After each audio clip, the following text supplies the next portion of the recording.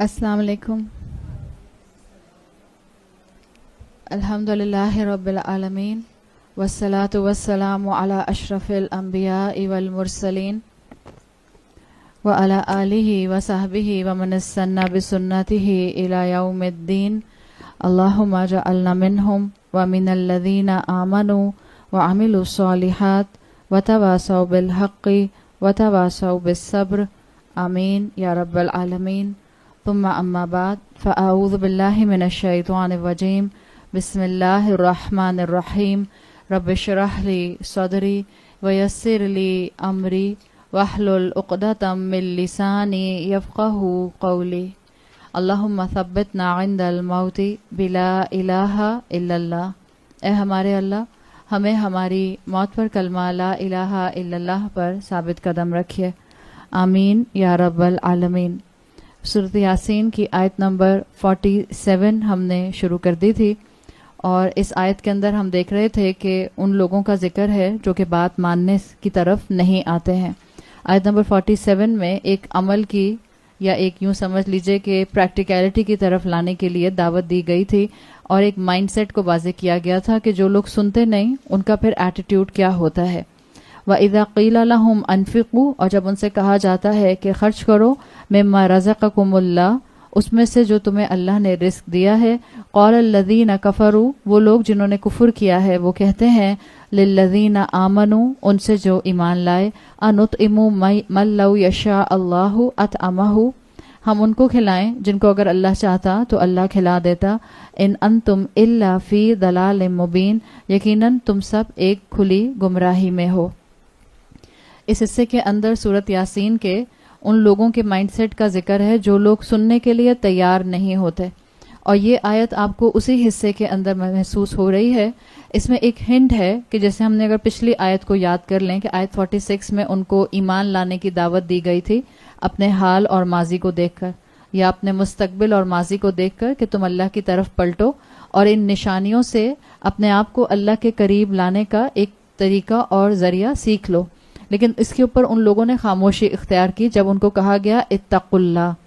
اور اب جب ان کو خرچ کرنے کا کہا جا رہا ہے تو اس کے اوپر آپ کو ان کی سائیکالوجی نظر آ رہی ہے کہ جہاں اسپینڈنگ کی بات آ رہی ہے، دنیا کو خرچ کرنے کی بات آ رہی ہے، وہاں آپ کو فوراً وَإِذَا قِيلَ کے بعد ان کا رسپانس مل رہا ہے. تو یہ ایک مائنڈ سیٹ ہے جس میں آپ کو اور مجھے سمجھنے کی ضرورت ہے کہ کبھی کبھی آپ اور میں کسی انسان کو بہت خلوص کے ساتھ دین کی بات بتا رہے ہوتے ہیں، اور آپ کے اور میرے خلوص کے باوجود وہ انسان جب بات کو نہیں سمجھ رہا ہوتا تو اس میں یہ چیز بھی ذہن میں رکھنی چاہیے کہ اللہ کی طرف سے جو ہم نے بات کی تھی نا، کلمہ کن ایکٹیو ہوتا ہے، اس میں دونوں فیکٹرز کمپلیٹ ہوتے ہیں تو کلمہ کن ایکٹیو ہوتا ہے. ایک یہ کہ بتانے والے کا خلوص ہو، اور ساتھ ساتھ برابر سے ضرورت ہوتی ہے کہ سننے والا جو ہے وہ اپنے اندر ہدایت کو حاصل کرنے کی ارج بھی رکھے. تو اگر سننے والے کی سائیکالوجی یہ ہے کہ آپ کتنی بھی بڑی دلیل لے کر آ جائیں وہ نہیں سنے گا، تو اس میں آپ کو ہر مرتبہ اپنی بات کو کرٹیسائز کرنے کی ضرورت نہیں ہے. اصل میں یہ پیغام رسول اللہ صلی اللہ علیہ وسلم کو دیا گیا اس لیے کہ جب قریش کے جو سردار تھے، جو قریش کا پڑھا لکھا طبقہ تھا، یا جو قریش کی مینٹیلٹی تھی، جب وہ اللہ کے رسول صلی اللہ علیہ وسلم کی بات پر دعوت اور ایمان کی طرف نہیں بڑھتے تھے تو آپ کو محسوس ہوتا تھا کہ شاید آپ کے بتانے میں کمی ہے. ان دو آیات کے کمپیریزن میں آیت 46 اور 47 میں یہ واضح کر دیا گیا کہ جب ان کو جس بات پر رسپونڈ کرنا ہوتا ہے اس بات پر رسپونڈ کرتے ہیں. جب ان سے یہ کہا جاتا ہے کہ آخرت کی فکر کرو، اپنی دنیا کو بامقصد ہو کر گزارو، تو وہ اس کے اوپر تقوی کی کتنی بھی آپ گردان پڑھ لیں خاموش رہتے ہیں. لیکن جہاں ان کو بات کرنی ہوتی ہے وہاں وہ بات کرتے ہیں. جیسے انہوں نے یہاں پر کہا کہ کیا ہم ان کو کھلائیں جن کو اگر اللہ چاہتا تو اللہ کھلا دیتا. یہی چیز یہاں پر آپ کو اور مجھے بھی سیکھنی ہے. پھر اس کے اندر ایک چیز جو ہمیں کل ہم نے سیکھی تھی اور سمجھی تھی کہ قریش کو یہ کہا جا رہا ہے کہ آپ اپنے آپ کو دیکھیں کہ اللہ تعالیٰ نے آپ کے سامنے کیا کیا آپشن رکھے ہدایت کے، اور صحابہ کو یہ بتایا جا رہا ہے اور ہم تمام مسلمانوں کو یہ بتایا جا رہا ہے کہ ہم اپنے معاشرے کے ہر طرح کے لوگوں کی مدد کریں، سوشل ایکٹیویٹی کریں. اس لیے کہ صحابہ کے سامنے جو انسینٹو تھا وہ صرف مسلمانوں کو کھانا کھلانے کا یا مسلمانوں کے لیے انفاق کرنے کا نہیں تھا، بلکہ وہ تمام کمیونٹی کے لیے تھا. جو بھی آس پاس کے لوگ ہیں ان کے ساتھ بہترین اخلاق کا معاملہ کرو. قال الذین کفروا للذین آمنوا، آپ کو یہ بتا رہا ہے کہ جب بھی کفر والے رسپونڈ کرنا چاہتے ہیں اسی وقت رسپونڈ کرتے ہیں. آپ کی زبان میں وہ اثر نہیں آ سکتا جب تک کہ وہ اپنے دل کو کھول کر ہدایت کو نیوٹرل انداز میں نہ سنیں. یہ جو آیت آئی ہے انطعم من لو یشاء اللہ اطعما ان انتم الا فی ضلال مبین، نہیں ہو تم سب مگر ایک کھلی گمراہی میں. یہ جو فریز ہے ان انتم الا فی ضلال مبین، اس کے لیے مفسرین کے دونوں رائے موجود ہیں اور ان کے دو اوپینین یہ موجود ہیں کہ یہ ان انتم الا فی ضلال مبین کفار کا جملہ بھی ہو سکتا ہے، قریش مکہ کا جملہ بھی ہو سکتا ہے کہ ہم کیوں ان کو کھلائیں جن کو اللہ نے نہیں کھلایا. You people are such a losers. You people are completely confused. یہ والا مائنڈ سیٹ ہوتا ہے. آپ لوگ بالکل ہی کنفیوز ہیں. جیسے لوگ کہتے ہیں کہ اگر اللہ ایک ہستی ہوتی جس نے کہ تمام کائنات کو اور دنیا کو تخلیق کیا اور اس کے بعد وہ اس کا آنر گاڈ بھی ہوتا. کریٹر گاڈ کو تو سبھی مانتے ہیں، آنر گاڈ کو ماننا مشکل ہوتا ہے کہ وہ ابھی بھی ہمارے معاملات کو سنبھال رہا ہے.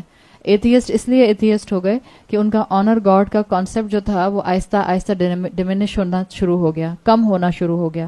تو یہاں پر یہی چیز ہے کہ یہ ان انتم الا فی ضلال مبین، this could be this phrase of the Quraysh, یہ جو کفار ہیں کہ ہم ان کو کیوں کھانا کھلائیں جن کو اللہ نے نہیں دیا، ہم کیوں ان کو دیں، کیا تم تو بالکل ہی بہکی بہکی باتیں کرتے ہو.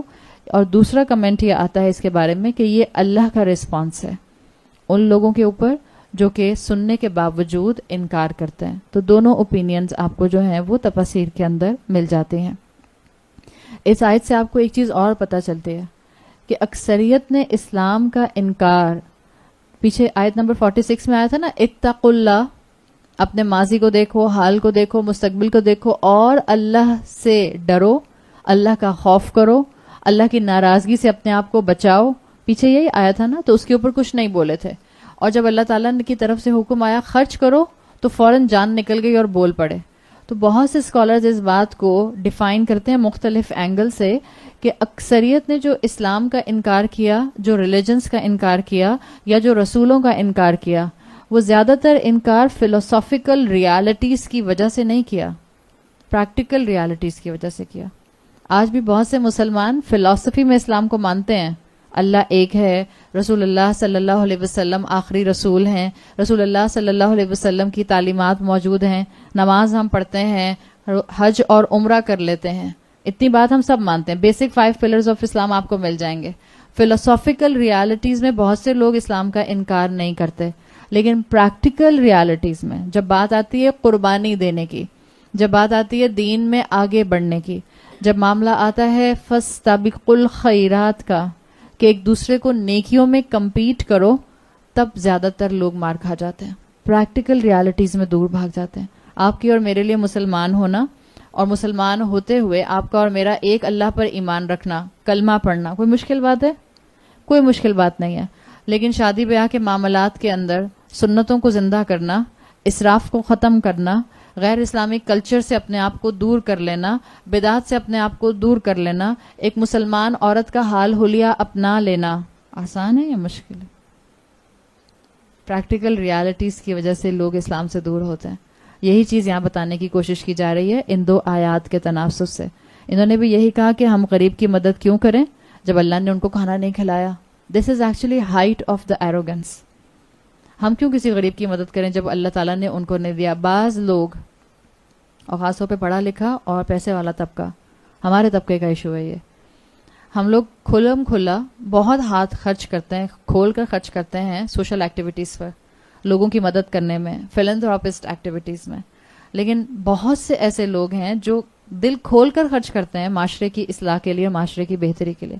اپنے خاندان کے جو پسے ہوئے طبقے ہوتے ہیں یا اپنے خاندان کے جو ڈیزرونگ لوگ ہوتے ہیں، لوگ ان کو دینا پسند نہیں کرتے، باہر دینا پسند کرتے ہیں. کیا وجہ ہوتی ہے؟ جب اللہ نے نہیں دیا ان کو تو ہم کیوں دیں؟ یہ بات شاید ہم زبان سے نہیں کہتے، لیکن ہمارا دل اور دماغ اسی کنیکشن، اسی تھریڈ کے اوپر اپنے کسی غریب رشتہ دار کی مدد نہیں کرتا کہ جب اللہ نے ان کو نہیں دیا تو ہم کیوں دیں.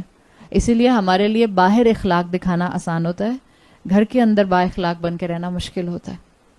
یہ انسان کی پریکٹیکل ریالٹیز ہیں جس کی وجہ سے وہ کمزور ہوتا ہے. تو اللہ تعالیٰ نے یہاں بات واضح کی کہ یہ تکبر کی علامت ہے کہ باہر جا کر آپ کسی کے ہاتھ پر بہت پیسہ رکھ دیں اور جب آپ کے اپنے خاندانوں میں سے لوگ آپ سے مدد کے لیے توقع رکھیں تو اس وقت آپ کی ہمت نہ ہو. بالکل جیسے قریش کا معاملہ تھا کہ جب اللہ نے دیا ہی نہیں تو ہم ان کو کیوں دیتے.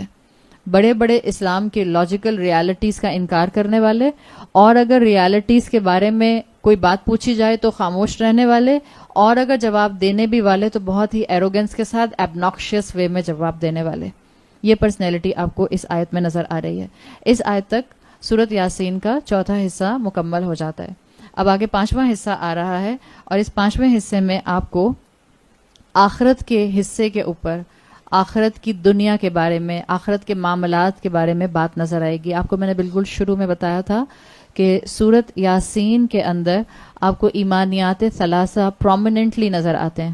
ایمانیات ثلاثہ بیسک 3 فیتھس جو ہمارے اسلام کے ہیں, اللہ پر ایمان, غیب پر ایمان اور آخرت پر ایمان. غیب پر ایمان کے اندر رسول, کتابیں, فرشتے, ملائکہ سب آ جاتے ہیں. تو اب یہاں پر آپ کو آخرت کے حصے کے اوپر جو ہے وہ ایمفسس ملے گا. سورت یاسین کا 5واں حصہ آیت نمبر 48 سے شروع ہو رہا ہے, اور قریش کے ایک کلیم سے شروع ہو رہا ہے, یا ان کی ایک ضد سے شروع ہو رہا ہے, یا ان کے ایک آرگیومنٹ سے شروع ہو رہا ہے جو ہر وقت کے, ہر ایرا کے فالوورز نے, قوموں نے اپنے اپنے رسولوں سے کیا. پلیز ادھر ادھر ہو جائیں تاکہ پیچھے لوگ آ کے بیٹھ جائیں.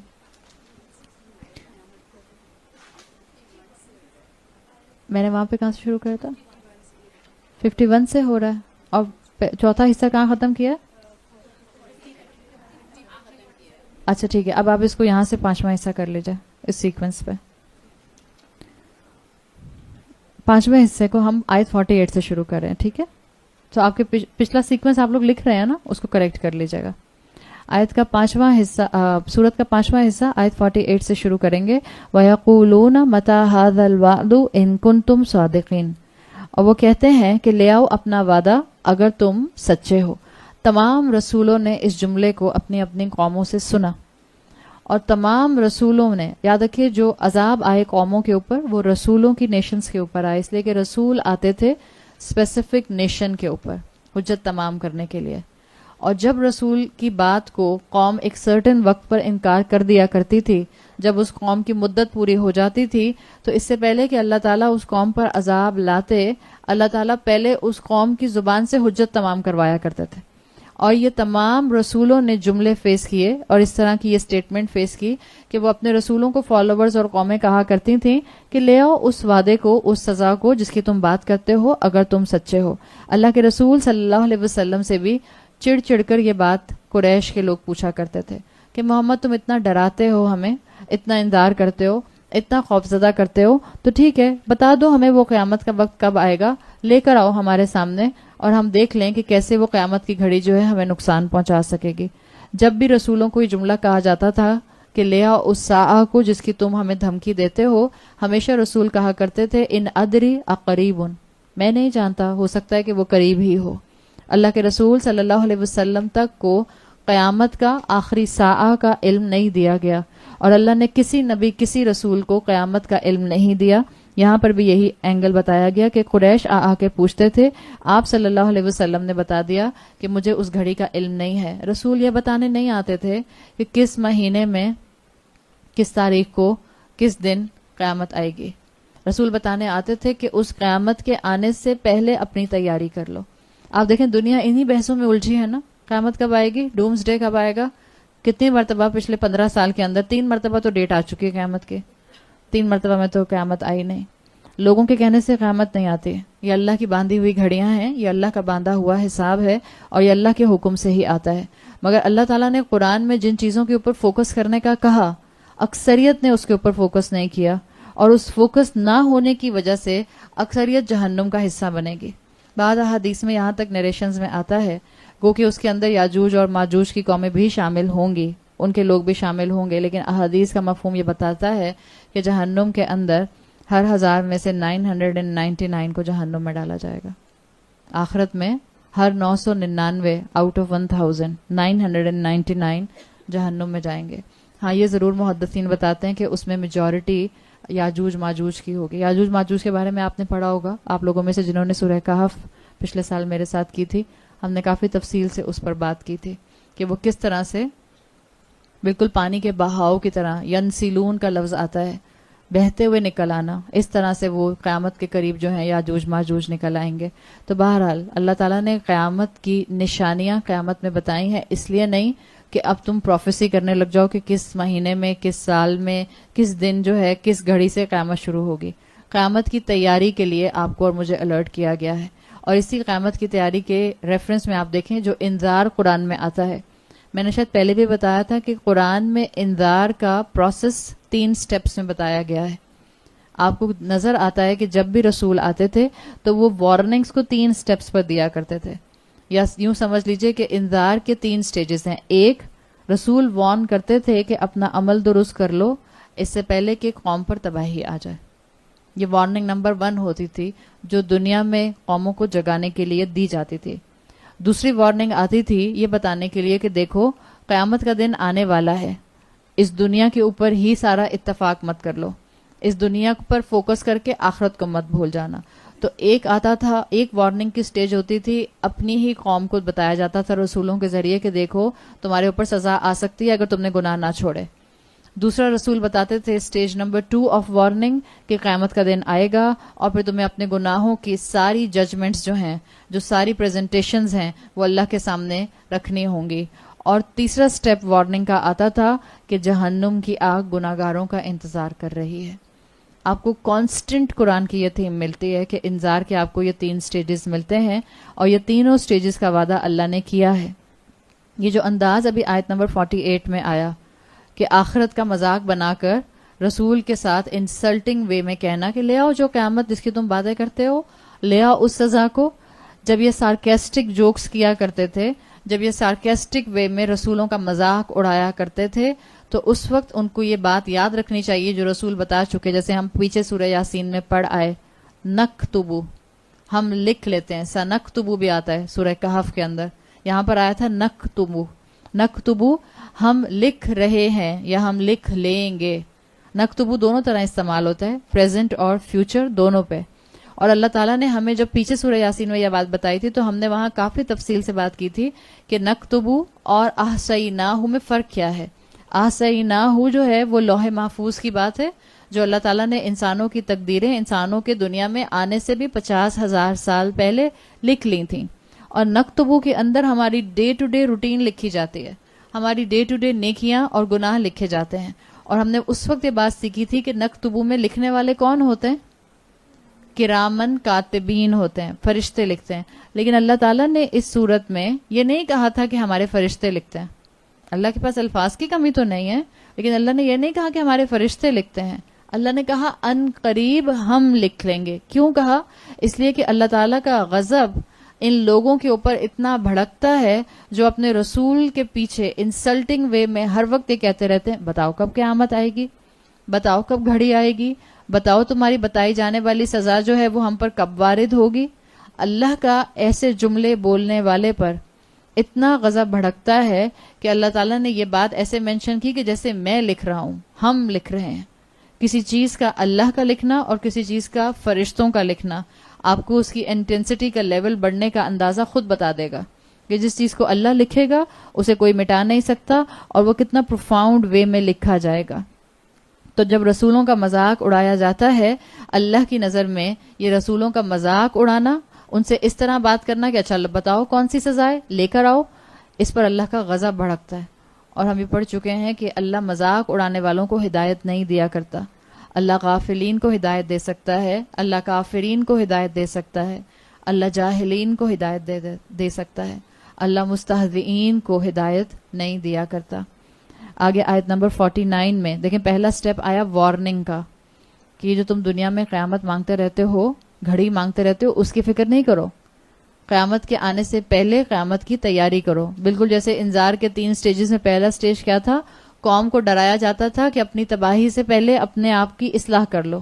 تو آیت 48 میں آپ کو امپیکٹ مل رہا ہے کہ اپنی اصلاح کر لو اس سے پہلے کہ قیامت آ جائے. اس کی فکر نہ کرو کہ قیامت کس دن آئے گی، یہ دیکھو تم قیامت کی تیاری کتنی کر رہے ہو. اب اگلی آیت میں آیت نمبر 49 میں آپ کو انذار کا دوسرا سٹیپ نظر آ رہا ہے. دوسرا سٹیپ کیا ہے انذار کا؟ قیامت کا دن قائم ہونا، ساعہ کا قائم ہونا. آیت نمبر 49 میں آیا ما ینظرون الا صیحۃ واحدہ، وہ کچھ بھی نہیں ہوگا سوائے ایک بڑی چیخ کے. وہ کیا دیکھیں گے؟ ایک بہت بڑا بلاسٹ آبزرو کریں گے جو ایک ہی بلاسٹ ہوگا.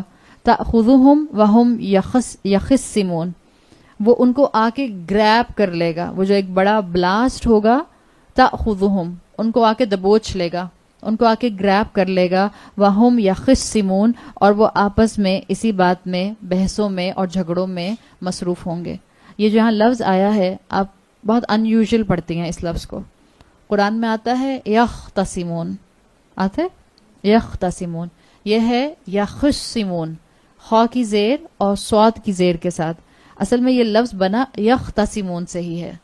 اوریجنل لفظ تھا یختصمون. یختصمون ہوتا ہے بحث میں کانسٹنٹلی انوالو ہونا. اور یہ جو یہاں پر آیا ہے یخصمون، یہ علم الصرف کے اندر ایک طریقہ ہے جو آپ میں سے گرامر جانتے ہیں. یہ ہے ادغام کا طریقہ. ادغام مطلب کس چیز کا؟ ادغام کہتے ہیں مرجنگ کو. آپ کہتے ہیں نا اردو میں کسی چیز کا مدغم ہو جانا، مرج ہو جانا. سو عربی زبان میں ادغام کہتے ہیں دو لیٹرز کا آپس میں مرج ہو جانا، اس کو ادغام بولتے ہیں. لفظ تھا یختصمون، جس کو ادغام کر کے تا کو غائب کر دیا اور تا کو بھی صاد میں کنورٹ کر دیا.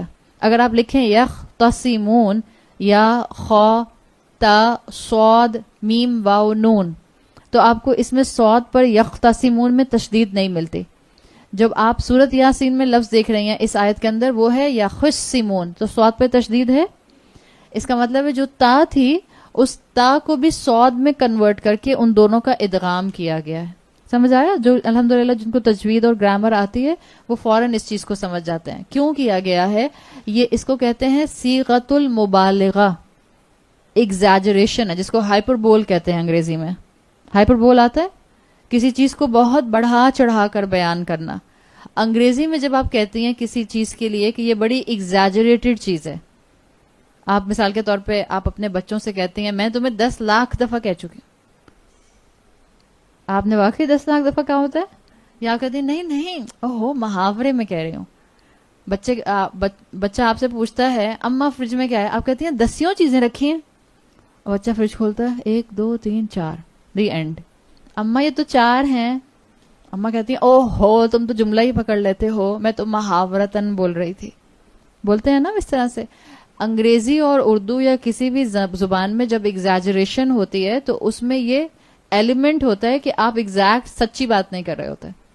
مگر جب عربی زبان میں اللہ کے کلام میں صیغۃ المبالغہ آتا ہے، جس کو آپ مبالغہ ایگزیجریشن کو کہتے ہیں، کانجوگیشن آف ایگزیجریشن جب آتا ہے صیغۃ المبالغہ، وہاں پہ کوئی بھی چیز جو ہے وہ اپ اینڈ ڈاؤن 1920 نہیں ہوتی. وہ جیسی ہوتی ہے ویسی کی ویسی ہی بیان کی جاتی ہے. تو یہ یہاں پر صاد کا اور تا کا ادغام کر دینا اصل میں ایک ایگزیجریشن کی فارم ہے. اس کا مطلب ہے کہ وہ آپس میں بحثوں میں انٹینسلی انوالو تھے. اور آج ہم بحثوں میں انوالو ہوتے ہیں؟ انٹینسلی انوالو ہوتے ہیں یا بس ایسے ہی بحث کرتے رہتے ہیں؟ انٹینسلی انوالو ہوتے ہیں. بعض دفعہ گروپس کے اندر، واٹس ایپ گروپس کے اندر آپس میں ڈسکشن شروع ہوتے ہیں اور وہ جو ہیٹڈ آر بنتا ہے، ایک جو ہیٹ ڈیولپ ہوتی ہے آرگیومنٹ سے، پھر آخر میں کیا ہوتا ہے؟ 4 لوگ ناراض ہو کے وہ ریڈ کلر کا ایموجی بھیج دیتے ہیں. 5 لوگ جو ہیں وہ روتا ہوا سیڈ فیس بھیج دیتے ہیں. 6 لوگ جو ہیں وہ خاموش ہو جاتے ہیں، کہتے ہیں میں کچھ بولوں گا ہی نہیں، ان کے تو عقل میں کوئی بات ہی نہیں آتی ہے. اور 10 لوگ جو ہیں وہ کہتے ہیں میں گروپ بھی چھوڑ دیتا ہوں. Left left left left left. Intensely involve in arguments, intensely involve in debates. یہ ہے کیپچر کیا ہوا ایک لفظ میں اللہ تعالیٰ نے. آپ اپنے معاشرے میں ڈیبیٹ اور انٹینس ڈیبیٹ کو دماغ میں لے کر آئیں. اس سارے سینیریو کو اللہ کے کلام نے ایک لفظ میں کیپچر کیا ہے، یخصمون. انٹینسلی ڈیبیٹس میں، آرگیومنٹس میں اور بحثوں میں انوالو رہنے والے. اچھا اللہ سزا دے گا؟ واقعی بعض لوگ انہی بحثوں میں لگے رہتے ہیں. بعض لوگ قرآن کی آیات پر بحث کرتے ہیں، بعض لوگ احادیث پر بحث کرتے ہیں. کیا ہمارے معاشرے میں آج تک یہ بحث نہیں ہوتی کہ بتائیں قبر کا عذاب برحق ہے کہ نہیں ہے؟ کتنے لوگ آج تک کنفیوز ہیں اس بات پہ کہ قبر میں عذاب ہوتا ہے کہ نہیں ہوتا. قبر کے عذاب کے لیے قرآن میں بھی آیات ہیں دلائل کے ساتھ اور قبر کے عذاب کے اوپر واضح صحیح احادیث موجود ہیں. مگر جس کو نہیں ماننا ہوتا وہی اپنے آپ کو جو ہے وہ اس طرح کی گفتگو پر لے کر جاتا ہے کہ جیسے ہر چیز کو مذاق بنا دو تاکہ اس کا ویٹ ختم ہو جائے. اسلام کے احکامات کا مذاق بنا دو تاکہ اسلام کے احکامات کا کوئی ویلیو سٹرکچر ہی نہ رہے. کتنے آرام سے قربانی کا جانور جو کہ عید الاضحیٰ پر ابراہیم علیہ السلام کی ایک میجر سنت ہے, رسول اللہ صلی اللہ علیہ وسلم کی سنت ہے, تمام صحابہ کی, تابعین کی, تبع تابعین کی سنت ہے, اس کو مذاق بنا دیا ہم نے. اور ہم نے یہ کہہ دیا کہ اس سے کیا فرق پڑتا ہے, جب اتنے لوگ بھوکے مر رہے ہیں تو آپ کو کس نے کہا کہ آپ 30,000 کا بکرا ذبح کریں, آپ کسی غریب کو 30,000 دے کر آ جائیے. کیسے لوگ مذاق کی باتیں کرتے ہیں؟ یہ کوئی زمانہ ہے بکرے ذبح کرنے کا؟ ایسی باتیں کرنے سے کیا ہوا کہ جو بات کا اثر تھا اس کا ویٹ ہی ختم ہو گیا. لوگ مذاق اڑاتے ہیں جب ان کو قرآن کی آیات سننے کو ملتی ہیں کہ اللہ تعالیٰ جہنم میں ایک جلد کے بعد جب ایک سکن جل جائے گی, اللہ نئی سکن دے دے گا, اللہ نئی ایپیڈرمس دے دے گا, اللہ نئی جلود دے دے گا. لوگ کہتے ہیں لو ایپیڈرمس جل گئی اور اب اتنے پروسیس کے بغیر اتنی جلدی ایک اور ایپیڈرمس آ جائے گی. کیسے ہوں گے جہنم کے انسان؟ پڑھیں احادیث. احد پہاڑ کے برابر, جہاں جن کے ہاتھ احد پہاڑ کے برابر ہوں گے تو سکن ایسے ہی نہیں جل جائے گی جیسے دنیا کی سکن آپ کی اور میری جل جاتی ہے. جلتے ہوئے بھی بتا کے جلے گی, تکلیف ہوگی. وہ انسان جن کے ہاتھ اور پاؤں احد پہاڑ کے برابر ہوں گے, جائنٹس ہو جائیں گے انسان. ان جائنٹس کی سکن بھی بہت موٹی سکن ہوگی. اور جب احادیث کے ذریعے یہ باتیں بتائی جاتی ہیں تو لوگ مذاق اڑاتے ہیں. اللہ کا عرش 8 فرشتوں نے تھاما ہوا ہے. ہم سب جانتے ہیں, قرآن میں آتا ہے کہ اللہ کے فرشتے ہیں 8 فرشتے جنہوں نے اللہ کے عرش کو تھاما ہوا ہے. یہی 8 فرشتے جو ہیں یہ قیامت کے منظر میں جب روز محشر قائم ہوگا تو اللہ کا عرش لے کر نازل ہوں گے تمام انسانوں کے سامنے. اس وقت بھی اللہ کا عرش تھام کے کھڑے ہیں اور اللہ کے رسول صلی اللہ علیہ وسلم کی صحیح احادیث آتی ہیں کہ یہ ہیومنگس فرشتے ہیں. یہ کوئی عام سائز کا فرشتہ نہیں ہے, فرشتہ ویسے ہی سائز میں بڑا ہوتا ہے. یہ تو ہمارے ذہن ہیں جن کو میڈیا نے پولوٹیڈ کر دیا. ہمارے ذہن میں پکسی آتی ہے, چھوٹی سی فرشتہ. پکسی پتہ ہے نا کیا ہوتی ہے؟ وہ جو رابن ہوڈ کی مووی میں آتی تھی, چھوٹی چھوٹی ٹوینکلز بٹر فلائز اڑتی پھر رہی ہیں یہاں سے وہاں. ہمارے یہاں کانسیپٹ کہاں سے آیا؟ کرسچینٹی میں فرشتہ کیسے دکھاتے ہیں؟ کیسے دکھاتے ہیں؟ چھوٹا سا بیبی جس کے ونگز لگائے ہوئے ہیں, اسے نے اینجل فرشتہ, جس کو آپ وہ اینجل بچہ کہتے ہیں. دس از اے کانسیپٹ. یہ کانسیپٹ دیا ہمیں میڈیا نے, یہ کانسیپٹ دیا ہمیں کرسچینٹی نے, یہ کانسیپٹ دیا ہمیں ڈسٹارٹیڈ بائبل نے کہ شاید فرشتہ پکسی کے سائز کا ہوتا ہے, تو چھوٹا سا. جی نہیں. اور پھر ہم نے کہا ہاں کرامن کاتبین پکسی کے سائز کے ہوں گے تو بالکل صحیح سوٹ بھی کرتے ہیں میرے کندھوں پہ بیٹھے ہوئے. اب ہر ایک کے کندھے بھی اپنے اپنے سائز کے ہوتے ہیں نا. آپ کہیں لو میرے تو اتنے پتلے پتلے سے کندھے, اتنا ہیومنگس فرشتہ کیسے آ کے بیٹھ جائے گا؟ یہ دنیا کے ڈائمینشنز نہیں ہیں. فرشتے جائنٹ سائز کے ہوتے ہیں. جبرائیل علیہ السلام کے کتنے پر دیکھے تھے اللہ کے رسول صلی اللہ علیہ وسلم, اور آپ پورے ہورائزن پر چھائے ہوئے تھے. اور یہ اللہ کا صرف ایک فرشتہ تھا. ہاں جلیل القدر فرشتہ, لیکن صرف ایک فرشتہ. تو فرشتوں کا مذاق بنا لینا, یہ عام فرشتے ہیں. جیسے ہمارے کندھوں پر بیٹھے ہوئے فرشتے, ہمارے سامنے ایک فرشتہ ہوتا ہے, احادیث کے مطابق ہمارے پیچھے فرشتہ ہوتا ہے جو کانسٹنٹ ہماری حفاظت کر رہا ہوتا ہے. اللہ تعالیٰ نے یہ فرشتے ہمارے ساتھ کانسٹنٹلی رکھے ہیں. بالکل جیسے اللہ تعالیٰ نے انسانوں کے ساتھ ان کا قرین شیطان لگا دیا ہے, ایسے ہی اللہ تعالیٰ نے ہمارے ساتھ ہمیں فرشتوں کی حفاظت میں بھی دیا ہے. لیکن جو اللہ کا عرش تھامنے والے فرشتے ہیں وہ ایکسٹرا آرڈنری ہیوج ہیں, ایکسٹرا آرڈنری ہیومنگس ہیں. احادیث ہیں ان کے بارے میں, اور اللہ کے رسول صلی اللہ علیہ وسلم نے ان کا ایک پیل ریفلیکشن دیا کہ کتنے بڑے ہیں, کتنے جائنٹ فرشتے ہیں. آپ نے فرمایا ان کے شولڈر بون اور ان کے ایئر لوب, یہ جو کان ہوتا ہے آپ کا جس میں آپ اپنا ایئر رنگ پہنتے ہیں, ایئر لوب, آپ کا ایئر لوب اور شولڈر جو ہے اس کا ڈسٹینس آپ دیکھ لیں کتنا ہے. آپ اپنا خود ہاتھ لگا کے فیل کر سکتے ہیں. اللہ کے رسول صلی اللہ علیہ وسلم نے فرمایا جو فرشتے اللہ کے عرش کو تھامے ہوئے ہیں ان کے کان کی لوب, ایئر لوب اور ان کے شولڈر کے درمیان 300 سال کا فاصلہ ہے. آپ اور میں تو امیجن بھی نہیں کر سکتے ہیں. آپ تھوڑی دیر کے لیے کہتے ہیں وف یہ کیا چیز ہے, آپ اور میں اندازہ نہیں کر سکتے. اور جس رب کے فرشتے اس سائز کے ہوں گے اس رب کی قدرت اور کبریائی کا اور طاقت کا آپ اور میں اندازہ لگا سکتے ہیں. اور مذاق بنا لینا, لوگوں کو جب یہ بات بتائی جائے لوگ کہتے ہیں لو باتیں سنو, کوئی ایسا فرشتہ ہو سکتا ہے, سمجھ ہی نہیں آئے گی وہ شیپ کیا ہے اس کی. ایسی ایسی لوگ باتیں کرتے ہیں. تو بتا دیا گیا کہ یہ تحقیر آمیز انداز اپنانا، یہ مذاق اور سارکیسٹک جوک کا انداز اپنانا ایسے انسانوں کے لیے، ایسے مذاق اڑانے والوں کے لیے، ایسی کیجول کانورسیشن کرنے والوں کے لیے بس ایک صیحتاً واحدہ ہوگی، ایک ایکسپلوژن ہوگا.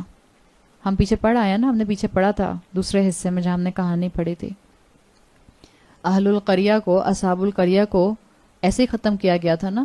بڑے بڑے دعوے کرتے تھے، بڑی رسولوں کا مذاق اڑاتے تھے، انسلٹ کرتے تھے، ان کے ساتھ ان کے تحقیر کرتے تھے. اللہ کی طرف سے ایک صیحتاً واحدہ تھی.